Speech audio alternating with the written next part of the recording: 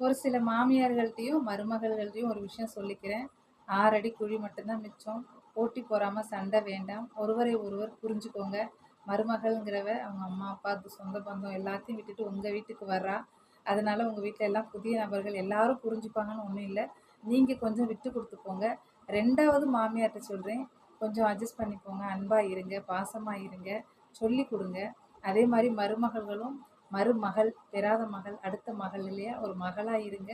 கொஞ்சம் வயசானவங்க, அந்த காலத்துல உள்ளவங்க புரிஞ்சுக்காம போகலாம். நீங்க கொஞ்சம் விட்டு குடுத்து போங்க. 2வது அந்த வீட்ல மாமனார், மாமியார், கொழுந்தனார், நாத்தியார், நாத்தனார் இவங்க எல்லாம் வந்து 2வது சரிங்களா?